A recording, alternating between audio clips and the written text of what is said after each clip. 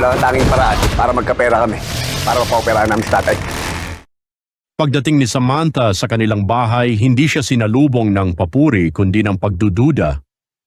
Agad siyang kinausap ng kanyang ama matapos makatanggap ng impormasyon na ang lalaking inaresto sa kanilang operasyon ay isa raw lehitimong negosyante at posibleng nagkaroon lamang ng pagkakamali ang NCIA.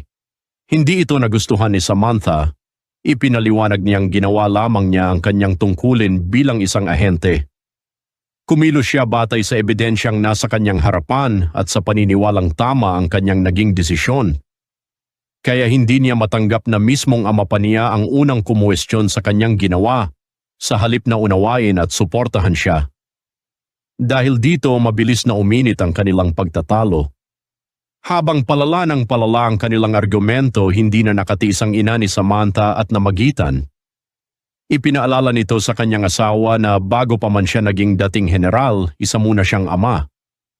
Ayon sa kanya, hindi puro puna ang kailangan ni Samantha, kundi gabay, tiwala at suporta mula sa sarili niyang pamilya. Tahimik lamang na yumuko si Samantha habang naririnig ang pagtatanggol ng kanyang ina, ngunit kitang-kita ang sakit na kanyang nararamdaman, ngunit hindi pa doon nagtapos ang tensyon. Maging ang kapatid ni Samantha ay nagsalita laban sa kanya.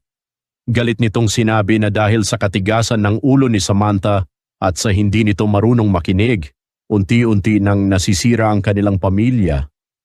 Lalong bumigat ang pakiramdam ni Samantha. Hindi niya inakalang pati sariling kapatid ay ganito na pala ang tingin sa kanya. Samantala, sa kabilang panig, labis naman ang panghihinayang ng grupo ni Gabo. Halos mahuli na sana nila si Victor alias Tigre, ngunit naunahan pa sila ng mga pulis. Para sa kanila, ibang tao ang makikinabang sa lahat ng kanilang pinaghirapan. Habang naglalabas ng sama ng loob ang kanyang mga kasamahan, nanatiling tahimik si Gabo at abala sa pag-iisip ng susunod nilang hakbang. Kasabay nito, muling nagbanggaan sina Diego at Samantha. Iginiit ni Diego na ang lahat ng kanyang ginagawa ay para maprotektahan si Samantha at maipaghiganti ang mga nangyari rito. Ngunit maring tinutulan yon ni Samantha. Para sa kanya, si Gabo ay personal niyang laban at wala nang ibang dapat makialam. Determinado siyang siya mismo ang haharap kay Gabo at tatapusin ang lahat ng hindi nila natapos noon.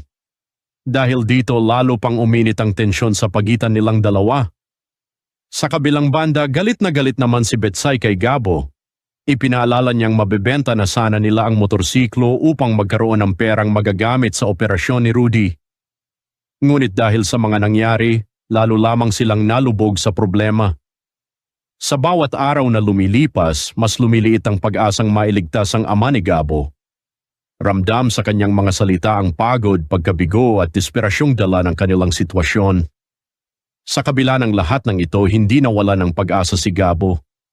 Tinipon niya ang kanyang mga kasamahan at buong tapang na sinabi na wala na silang oras para sumuko.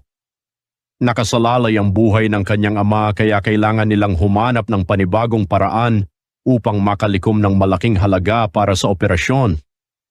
Handa siyang isugal ang sarili at harapin ang anumang panganib dahil para sa kanya, walang hihigit sa buhay ng kanyang ama. Habang unti-unting nagkakawatak-watak ang pamilya ni Samantha dahil sa kanyang mga desisyon bilang ahente, lalo namang lumalala ang laban ni Gabo sa paghahanap ng perang makapagliligtas sa kanyang ama. Magkaiba man ang landas na kanilang tinatahak, pareho silang nahaharap sa mabibigat na pagsubok na maaring tuluyang magbago sa direksyon ng kanilang buhay. Sa episode na ito, malinaw na ipinakita na hindi lang mga kriminal ang kalaban ng isang ahente, minsan pati ang sarili niyang pamilya ay hindi na siya nauunawaan. Samantala, si Gabo ay napipilitang gumawa ng mga mapanganib na hakbang dahil sa desperasyon niyang mailigtas ang kanyang ama. Ipinapakita ng kwento na kapag nagsabay ang responsibilidad, galit at pagmamahal sa pamilya, mas nagiging mahirap ang bawat desisyong kailangang gawin. Habang tumitindi ang hidwaan sa magkabilang panig, mas lumalapit din ang pagkakataong muling mag-cruise ang landas nina Samantha at Gabo sa isang mas matinding komprontasyon.